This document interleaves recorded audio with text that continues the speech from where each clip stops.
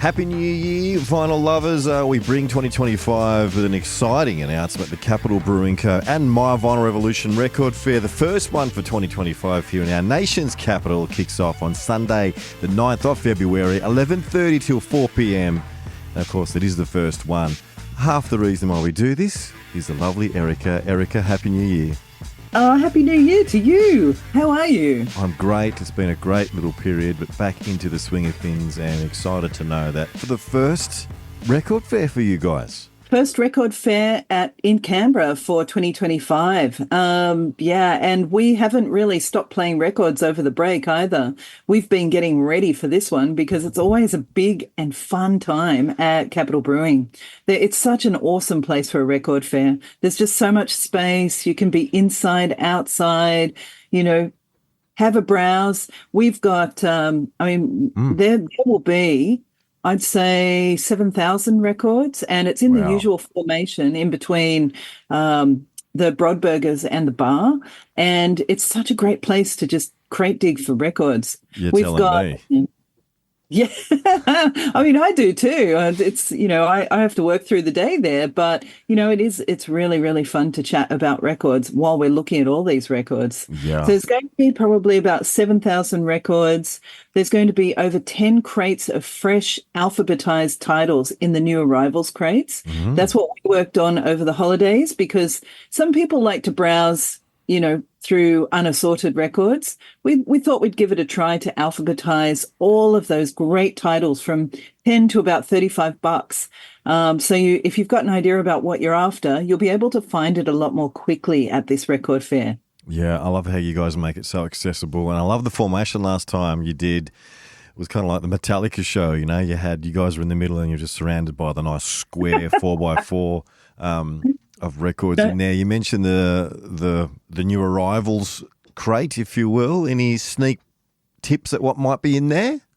Well, we have 30 crates of new arrivals, not just one. Yeah, I know. It's so exciting.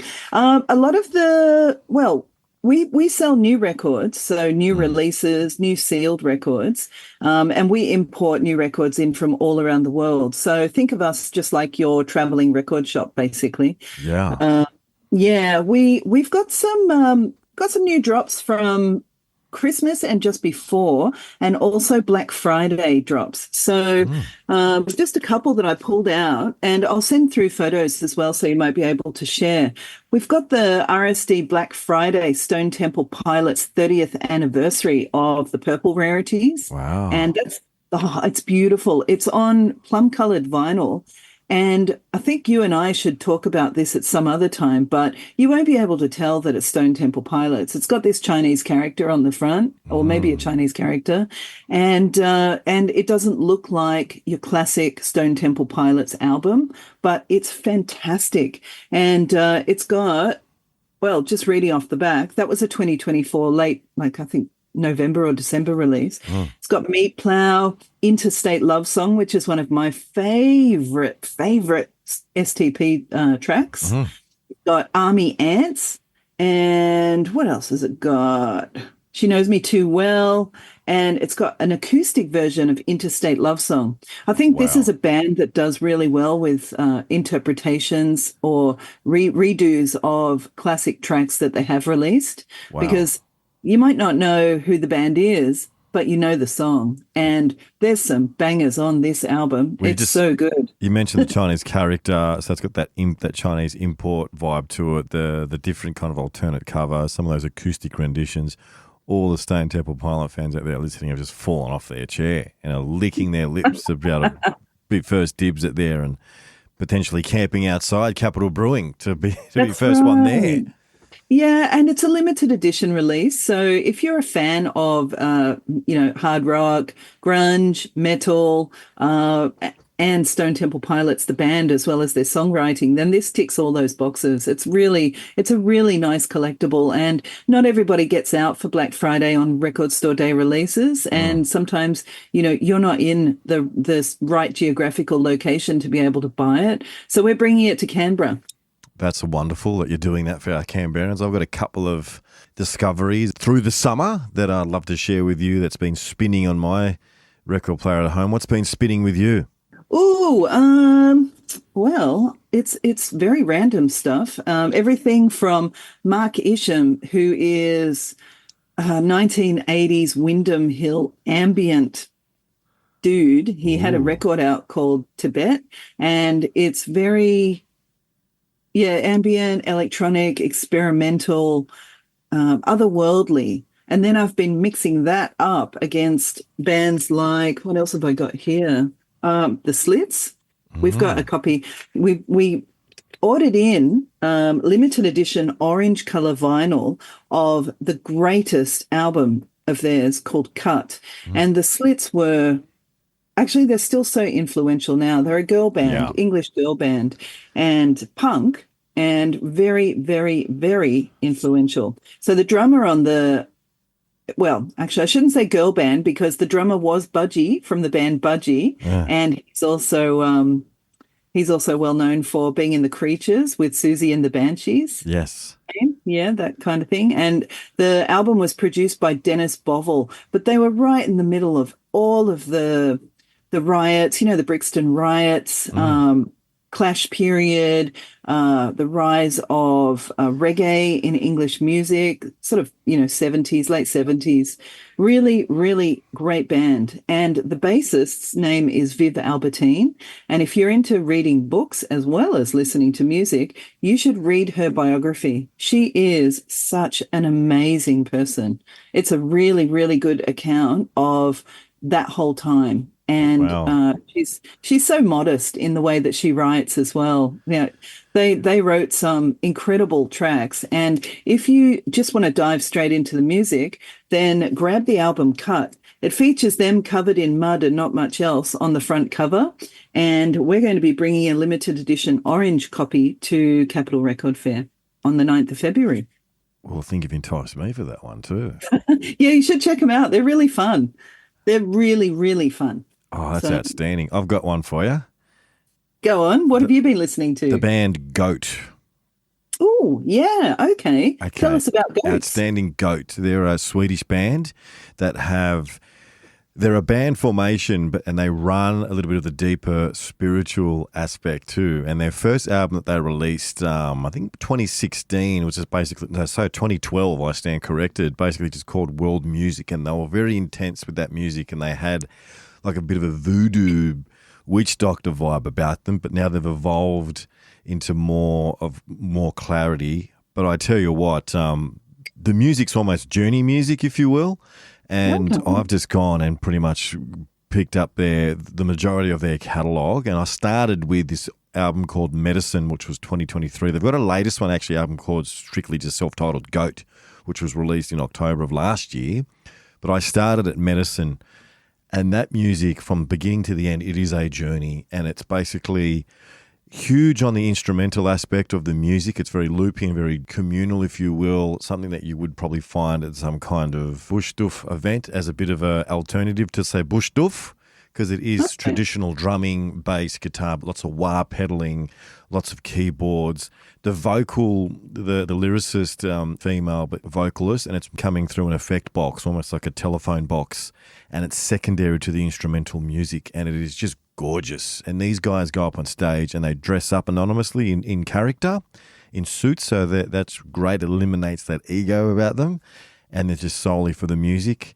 And delving into their catalogue, I picked up a wonderful double LP which had a nice little 7-inch in there, which was the score for a TV show in the UK that I picked up. So it's basically a soundtrack, and I've never ever heard of the show before, but the music of these long drawn out pieces there's so much into that music. So I've been really into them, been loving that album called Medicine, and I know some of your tastes there, Erica. I would Oh, highly yeah. recommend them to you, and I know Oh, that thank you wouldn't be you. disappointed in Goat. They're great. They did an infamous live show with an accompanying vinyl to go with it called Levitation Sessions, Oh, wow. which has been great, and they've just re-released the 10th year anniversary of their world music and debut album with a bit of a remaster Quite a label. few releases, haven't they? They have, and all their releases are like really nice, swirly limited edition pressings that almost have a hypnotizing effect to them.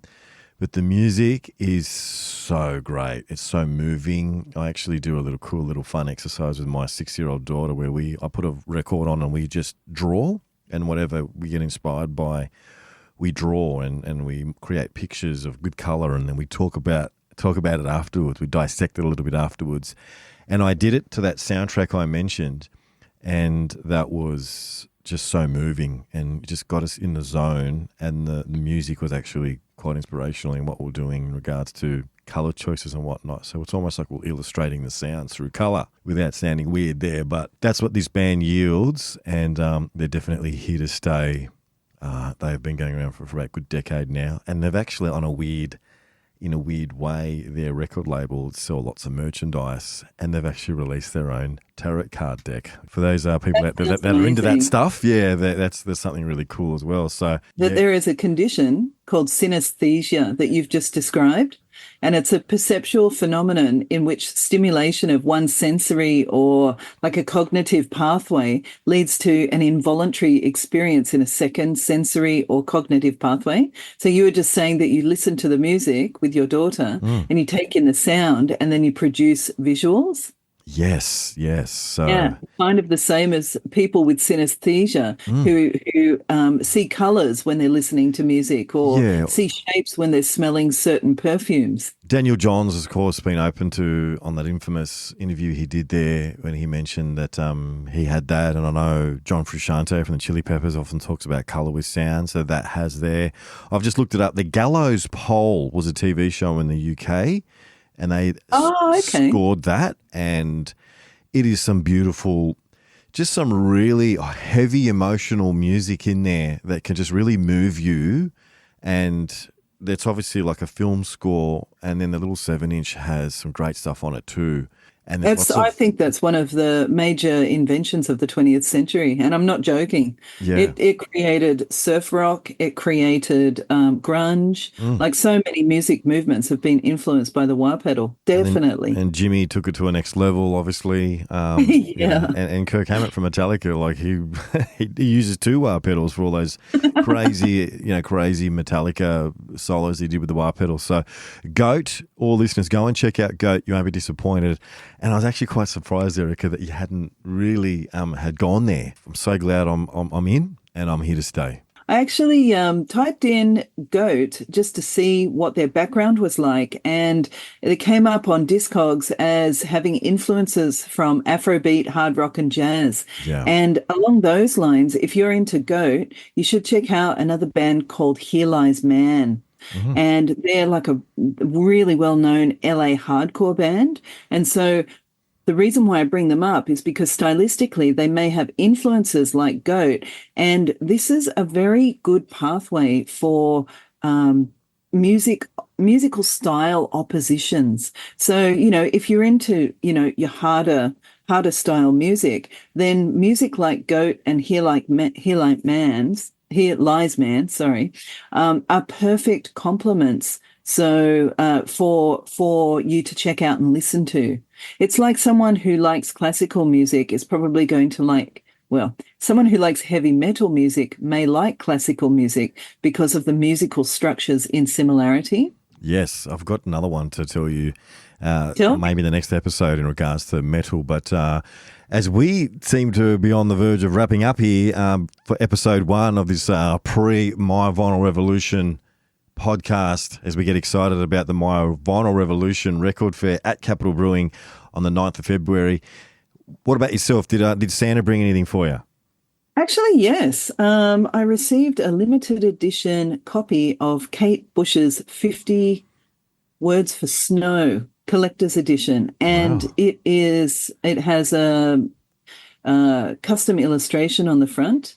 That album is mind-blowing, and I'm not even a Kate Bush fan, to be honest with you, and that's a later issue release in her career. But this record, as a collector, I had the conversation with myself on Christmas Day going, it's so beautiful. It is. That album, I love that album. It's so quiet and introspective and really clear in terms of a musical vision from Kate Bush. You might know her from her 70s hits, her 80s hits, like, collabs with Pete Gabriel and all of that sort of thing. But this is something totally different. And the conversation that I had with myself was, am I going to open it or am I going to keep it? That's one Keep thing it I'm sealed. going to ask you that about the next episode. But I was fortunate Yeah. enough to receive a couple of cool ones. But the most noted one was the Lennon box of all his 9 albums remastered in one box that I've delved Nice. into. I've been, like I said to you last episode, we spoke about John Lennon. I've been hearing John Lennon, but now I've begun to listen to John Lennon. And keeping it in the family, I've picked up the 2 albums of Sean Lennon, his son, and Les Claypool from Primus with their little duo that they did for a while. The Delirium, those 2 Delirium albums, and they are beautiful. The quirkiness of Les Claypool and the uniqueness of Sean Lennon just sounds like his old man put together. And it was my kind of It could be poison. worse. My kind of poison, and I highly Yeah. recommend those. There's a couple of albums I bought. So the most recent one they released was South of Reality, Zoetrope type vinyl as well, which just adds to the experience. The design of Zoetrope vinyl, gosh, that's a whole other podcast. I've got a few Topic. of those now. I've got George Harrison's electronic music. I picked up for my daughter the both soundtracks to The Lion King, the original, and of course the recent one, Mufasa, which both have that. And Oh, wow. I actually got the Electric Animals. So, yeah, I've got quite fond of them recently. I've just discovered them and I got a Zoetrope of that too. So that's probably a whole podcast on its own. We'll leave it there for the first episode. Of course, we get excited about February 9 here in the ACT, the Capital Brewing Co. My Vinyl Revolution Record Fair. Always an exciting time, and especially on a Sunday, having a burger, having a beer, connecting with like-minded souls, but also digging for wonderful vinyls.